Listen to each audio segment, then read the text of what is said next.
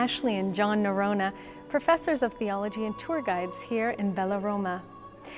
We're here at the beautiful Baroque church of San Luigi dei Francesi. When you look at a great piece of art, many of us wonder, where do I begin in order to understand it if I don't have a background in art?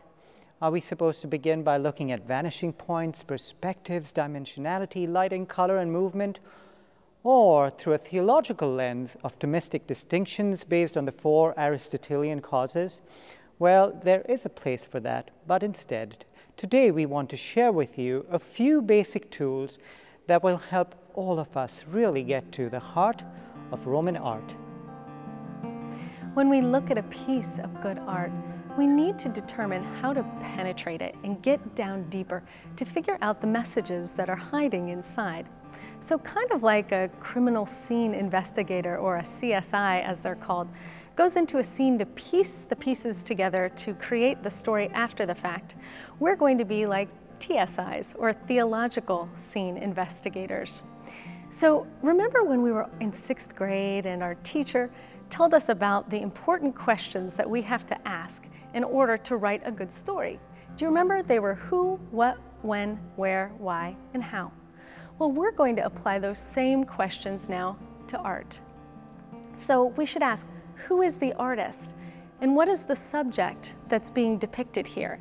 Why did the artist choose to depict it in that particular manner? When and where was the piece created?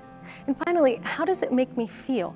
And what can I glean from this piece? So let's use our new tools in our TSI kits to dig deep into some wonderful pieces of the beautiful Baroque church of San Luigi dei Francesi. We'll begin with the famous works in the Contarelli Chapel.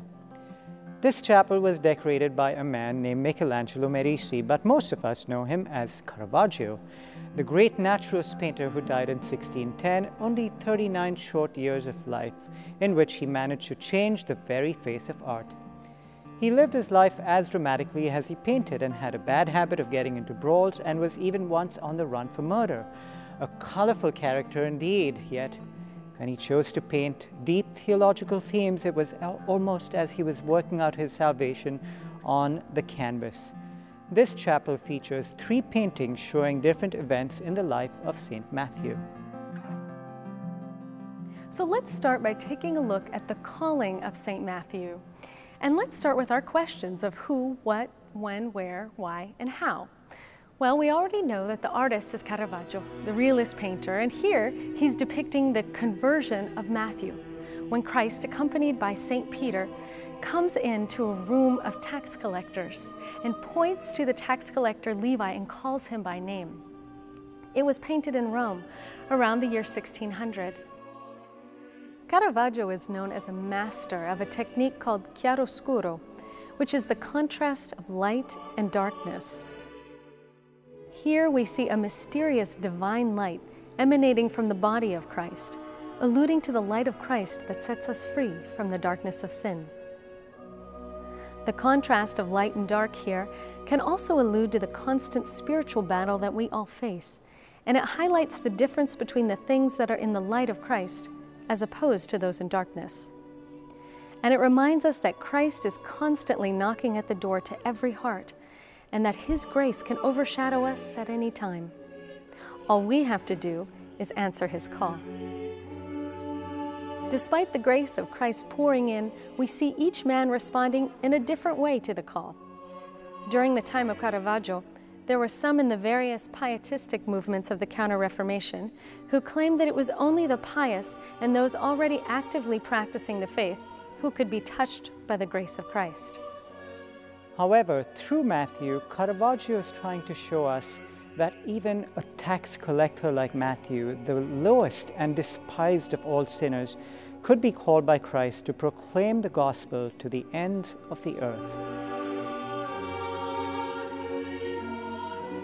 So the purpose of sacred art is to touch the very depths of our heart and to elevate our soul to a new level.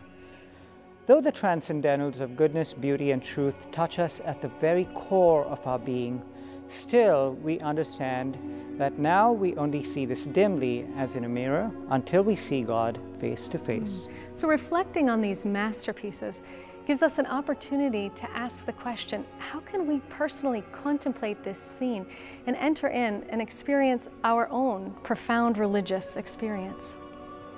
Caravaggio has given us so many wonderful masterpieces, but our time only allows us to focus on the calling of Matthew today. But he sure gives us a lot of powerful themes to meditate on. We're John and Ashley Nerona, and we thank you so much for being with us today for this theological investigation of art and faith. Where through the help of the great master Caravaggio, we continue to penetrate deep into the very heart of great Roman art.